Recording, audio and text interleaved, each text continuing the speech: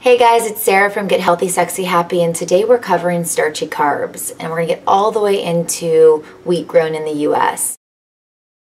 We don't want to feel crazy, we don't want to feel sad, we don't want to put on weight, we don't want our body systems to not talk to each other.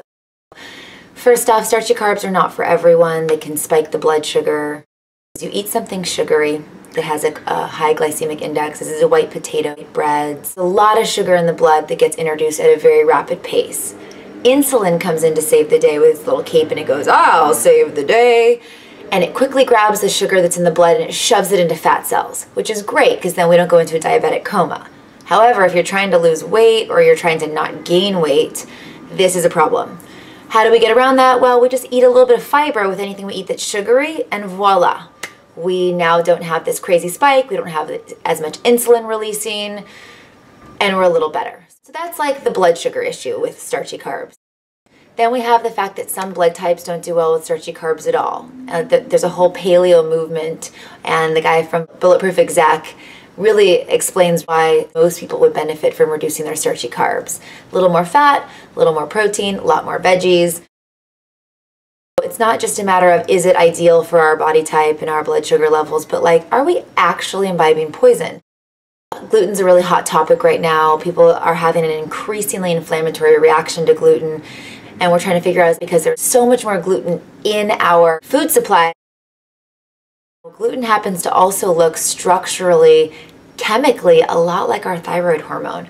So if you do have an inflammatory reaction to gluten, which is found in wheat products, if your immune system goes to attack and protect us from this toxin and gets confused because your thyroid hormone looks a lot like the glial protein, the gluten protein, the wheat protein, you're now attacking your own thyroid.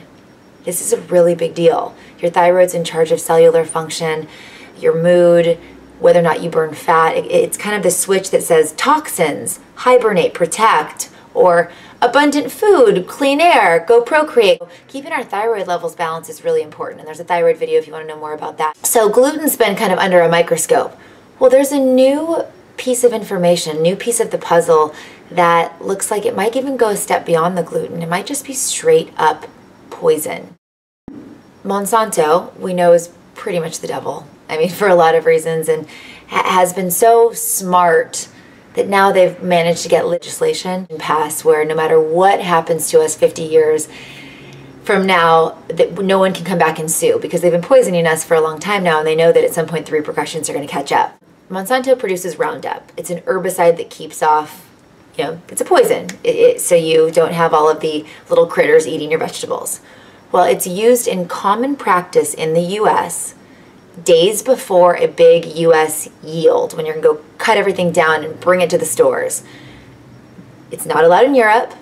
It's not allowed on the barley wheat that's sent into beer. Beer companies will not take barley that's been treated with Roundup right before. It's not used in our lentils or our pea production.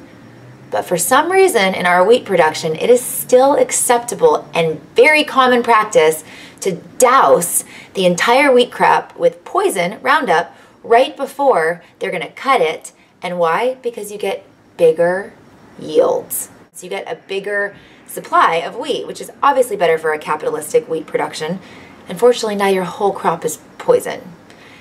But if that's not going to show up until several years down the road, and it's going to slowly chip away at your immune system, and we're not going to get any lawsuits now, and we get a bunch of money now, US farmers are going, well, they said it was safe, and it's probably fine. It's not fine. It's absolutely 100% not fine. It gets in the way of gut bacteria.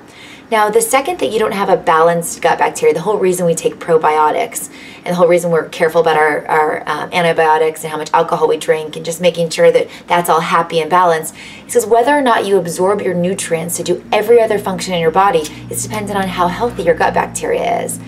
Over time, you can get leaky gut where things are just like seeping through the walls. You no longer have a protective barrier. Toxins are just getting straight into your system. You're not producing right neurotransmitters anymore because your gut no longer absorbs the nutrients, no longer converts the amino acids correctly. Disrupting our healthy gut bacteria is make or break in our nutrient absorption. It's leading to autoimmune diseases that over time, I mean, if your immune system starts to attack any part of your system, not only are you getting sicker and you're attacking yourself, your immune system isn't present anymore to go fight off other toxins, making you more susceptible to everything else, pneumonia, the flu.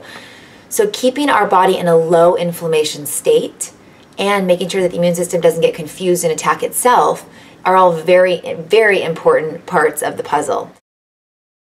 So not only are starchy carbs not great for us anyway, for a whole variety of other reasons, the way that the United States allows farmers to produce it and incentivizes them to produce it is bringing a product to market that is poison. Please don't feed your family US grown wheat.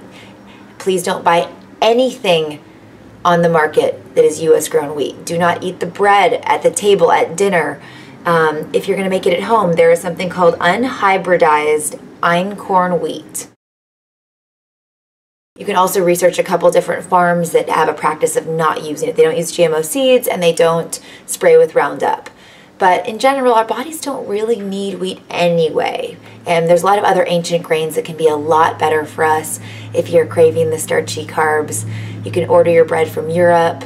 Certain strains of sourdough have really low gluten content and aren't produced in that way. They're not wheat-based. So there are options. We can still enjoy wheat not produced in the United States, but just say no to US wheat. Share this video. There's an article on Get Healthy, Sexy, Happy. Friends don't let friends eat US wheat. It's poison. And until the health of our people supersedes money making for the top 1% that control legislation, we have to take care of it ourselves, and we have to make sure that we are informed on what we're putting in our bodies. Rock the farmers markets, get your organic veggies, your grass-fed stuff, try to avoid the antibiotics with the meat. We don't want to feel crazy. We don't want to feel sad. We don't want to put on weight. We don't want our body systems to not talk to each other. No more US wheat, among other things. Check out our probiotic video. Check out our thyroid video. And hopefully your day is great. Stay healthy, stay happy, take care of each other, and have a fantastic day.